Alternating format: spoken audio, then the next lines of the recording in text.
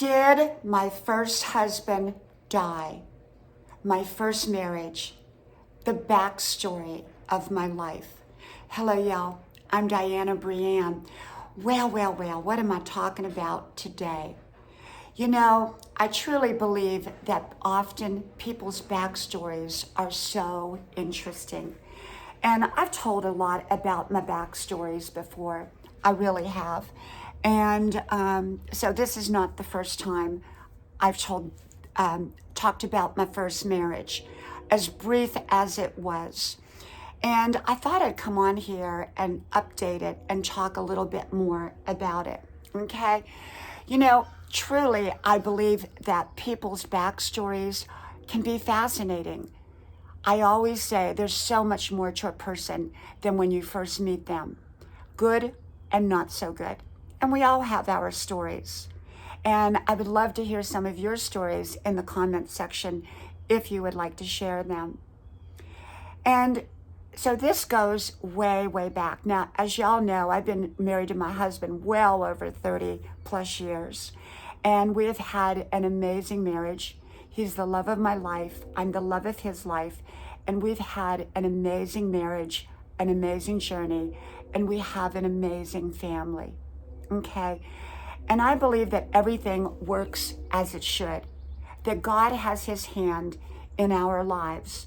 And I truly believe that for all of us, we all have a backstory if we've lived long enough, or many backstories. And of course, you've heard so many of my stories, and you all know so much about me. But I'm always learning too. So as I do these videos, I learn. I learn about myself. I remember things and details that I kind of forgot along the way. And you know, when we reveal who we really are, our authentic self, it pushes some people away and it brings the right people into our lives. Now, not all people that knock on our door should we let in to our lives. Okay, we have to be very discerning. Just because someone wants to be your friend or be up close and personal or trying to push their way into your life doesn't necessarily mean that they should be in your life, okay? And so for me, this is one of my many backstories. As y'all know, and I talked about this in another video, I called it the Palm Springs marriage or Palm Springs divorce. And as many of you know, I put up a lot of videos, home videos from the last 45 years of my life. And that's a lot. I didn't put them all up, and I'm still editing. I've got a little adapter I've shown y'all in other videos where I'm converting old VHS tapes over to digital. And I've uploaded about 400 plus home videos. You know, I've edited parts out, and I've put up over 400 on my channel alone. And I've got thousands more that I'm editing. And I have many that I didn't put up, you know. Not everything do we need to put up and share. All wonderful, of course. And yet I wanted to come on here and just talk about a little bit about what I kind of found out.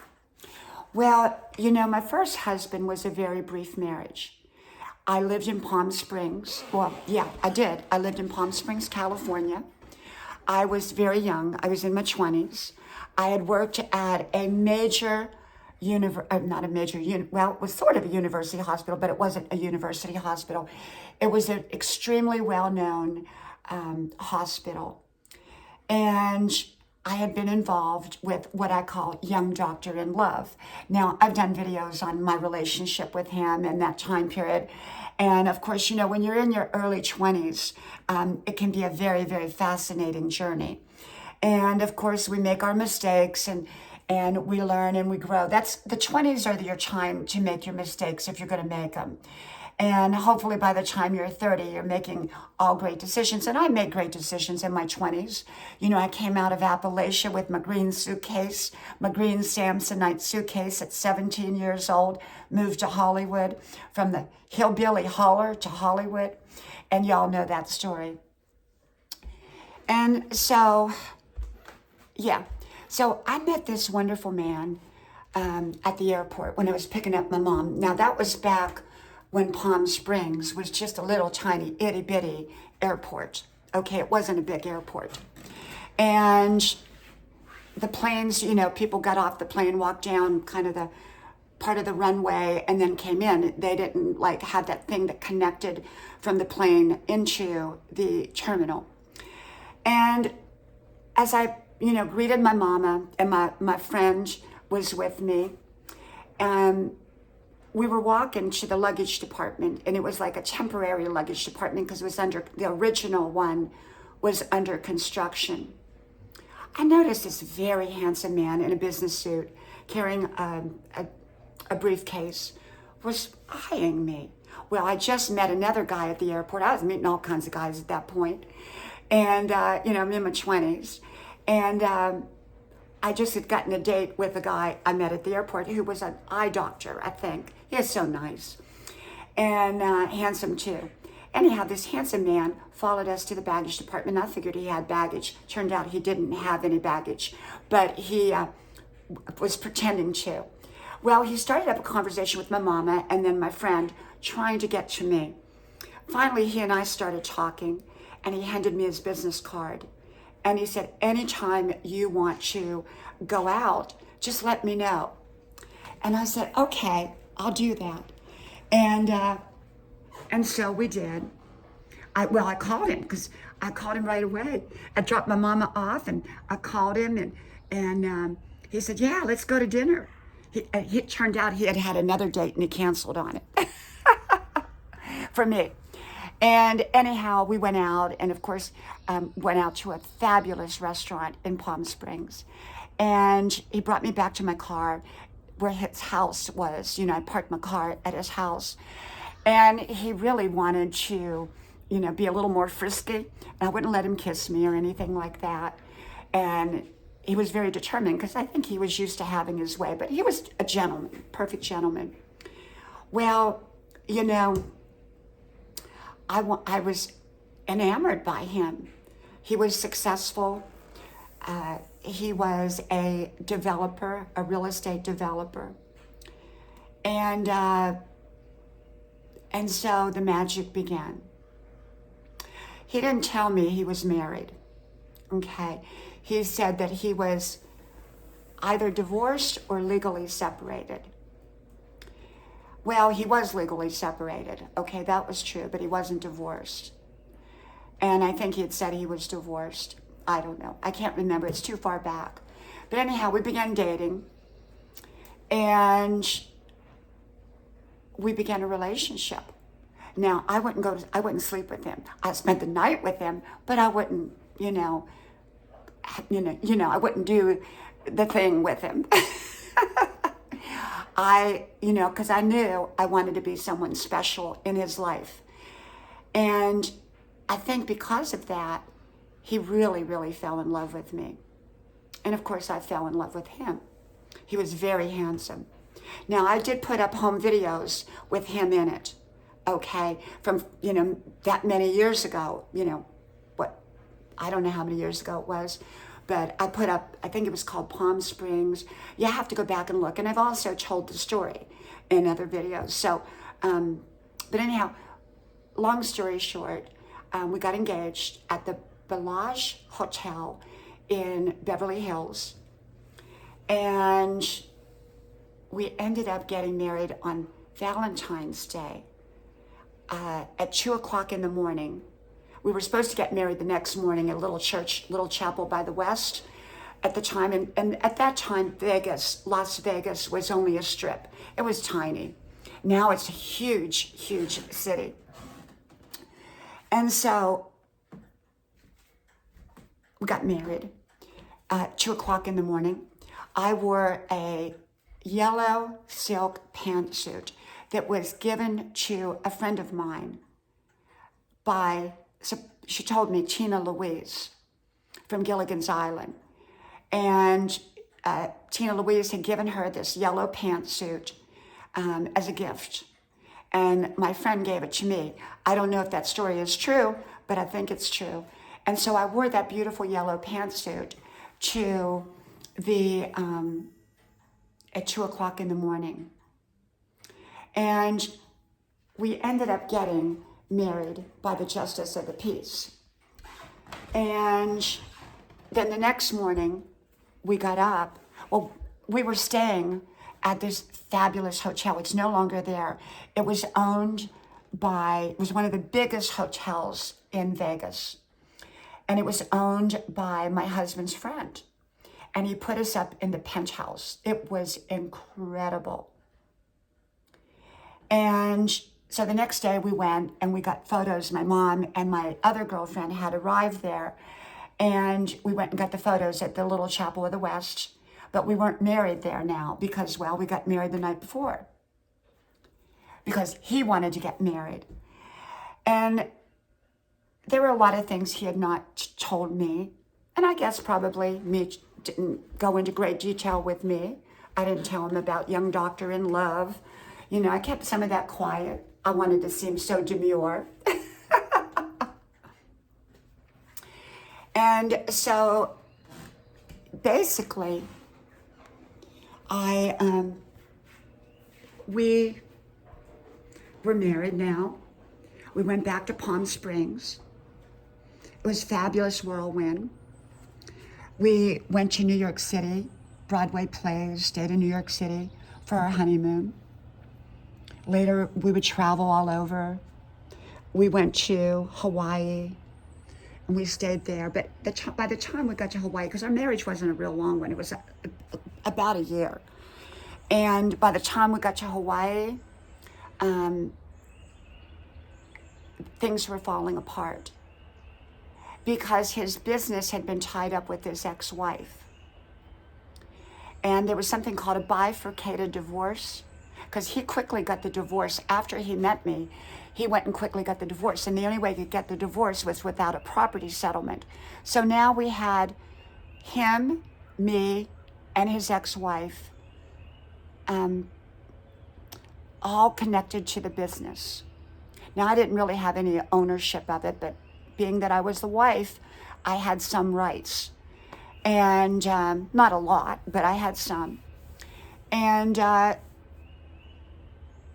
he had 5 children.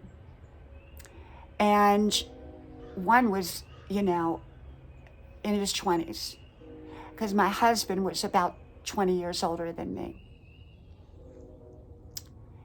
And very handsome, very, very handsome. And so he and I loved him and he loved me. And it was a very painful time towards the end because he was torn between his children, and the ex-wife wouldn't let him see the children. And she was holding out, signing anything to do with the real estate deals. So that meant nothing could go through. All the projects that were half built, because the way the banks do it, they loan you money based upon how much you've built, and then they give you the next increment. Well, they wouldn't give him the next increment. So he had all of these houses and developments just sitting, and they couldn't do anything. So now the finances, we lived in a beautiful home in Palm Springs, near Liberace, near when Tam and Jimmy Baker, I think later, moved out there in that whole Hollywood movie colony section. And so he was, so financially, things began to fall apart, but yet we were living the high life. I didn't know it. I didn't know all this was going on in the background. We were getting phone calls in the house, and then I would pick up and they would hang up, and it was probably the ex-wife, calling, or somebody related to his past. And it was a scary time because I knew things were falling apart. And I'm missing a lot of details to save time on the video, but he was a wonderful man. And he loved me, and I loved him. And he wasn't totally clear in who he was when we first met. I was probably not totally clear. But we loved each other, and we accepted each other, and we were thrilled to have each other. But then one day, he said, go to the bank and get what you need, and then go visit your friend, and then we'll leave for Northern California. And my friend wasn't home, so I got back early. And there he was pulling out in his beautiful Mercedes. And he said, I love you, but I'm leaving you. And I was devastated. Here I am. I'm so young, in my 20s. And I go running down the street in Palm Springs, chasing his Mercedes, saying, come back, come back. It reminded me of being 5 years old, chasing after my daddy's truck after my mom and daddy got divorced, and saying, Daddy, Daddy, come back, come back. Same scenario, very emotional. So back and forth we went, back and forth we went, back and forth we went. And I'm skipping over a lot of very important details during this time. But it's okay. You know, I'm giving you the gist of the story. And we went back together probably 10 times. Finally, I said, no more, no more. We met at the Red Lion Hotel in Santa Barbara, had a wonderful, wonderful night together, gourmet dinner, everything. And I knew that morning, as he was going one way and I was going the other, I knew that was the last time I would see him, and it was. We finalized the divorce. It was heartbreaking for both of us, and we both went on. I believe he got married a couple more times, and I believe he had more children, or at least one more. And his children became very successful. They were wonderful children. He was a great dad. And I understand he was torn between me, the finances, and his kids, and all of his friends, and his whole life he had built before me. I was young, and he said to me, Diana, you've got so much more living to do. You won't understand this now, but you've got so much more living. You haven't lived yet, not the way you need to. And, well, he was right, because if it hadn't been for him leaving me and then me leaving him at the end, we would have never, ever I would have never had the life that I have had with my wonderful husband today. I have this amazing husband. I really do. The love of my life is Jack. And you all know our journey. He's had cancer a couple years ago, and it was end-stage cancer, and now he's 100% cancer-free. We have 3 beautiful children. We've had an amazing life. We've lived all over the world, it seems. So one night I was on the internet not too long ago, and I thought, I just kind of get curious. Where's people at? I'm not trying to look them up or reconnect or anything. I just wanted to know what happened. So I looked up his name. Well, a couple years ago, I looked up his name and saw that he was connected in a business with his son. And then I looked it up again, and it disappeared. And I thought that was unusual. So I began to do some research, and it appears to me that he died. He died. And it came to a shock to me, because when you've been married to someone, even though it was a very brief marriage, that they're dead, that they're gone, that they died. I don't know if he died of a heart attack or cancer. He did like to smoke those big cigars, expensive cigars. He loved his champagne. He loved his gourmet food. But he was in perfect shape. He played tennis every day. Or not every day, but played tennis and golf. He was a golfer. And so it was fascinating. And so the thing about it is that,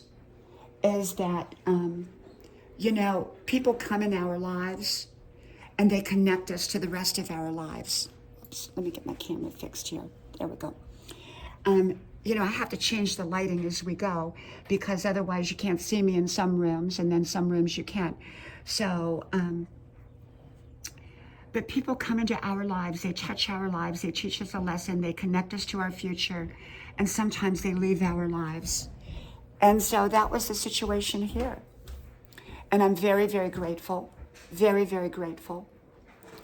But when someone dies, it's kind of surreal when you find that out. Now, could that be wrong information on the internet? Sure, it could be. Maybe he's still alive and thriving, and, I hope he is. I hope he's living a wonderful, full life. And,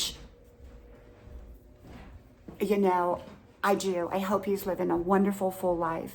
but I do think that the information that I got is probably correct. He loved to live the high life, and it was a time period of my life.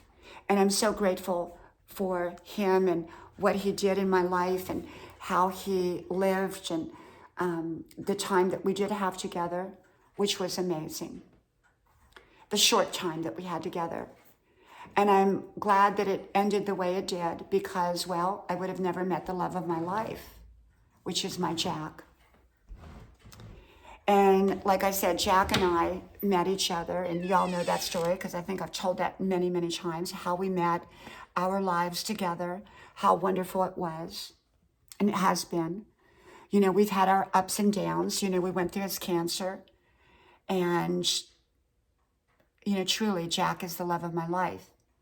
And yet my first husband, I was very much in love. I'm very blessed to have been in love so many times in my life. I had Young Doctor in Love I was in love with prior to him, prior to my first husband. And that was in my 20s. And he provided a part of the healing process. You know, came from Appalachia, and I had quite a bit of trauma early on, you know, growing up. And, you know, I've talked about that in other videos. I've talked about that. I've talked about the details of my life in other videos.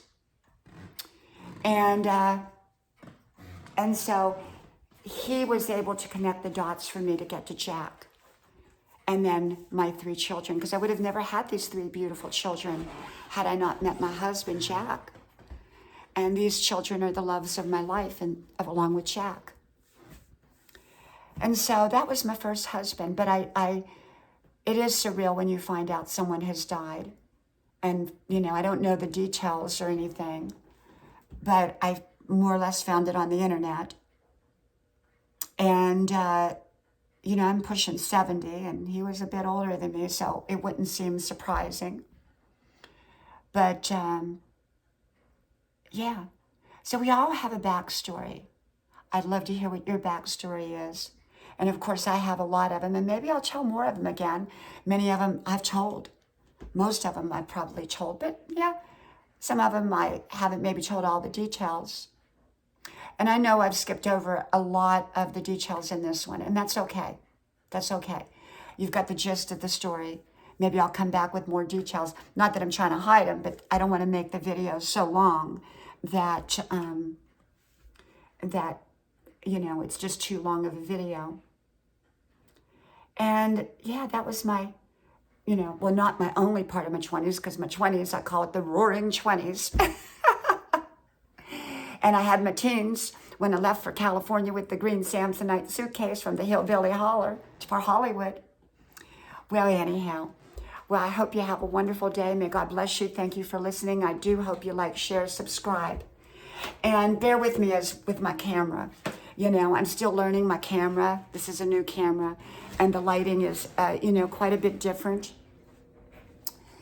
And so, you know, it makes you kind of look older than what you are. Sometimes this camera does. And shows all your flaws. But that's okay. I'm just letting you see who I am. Okay? Well, may God bless you. And I hope to talk to you soon again. Bye-bye.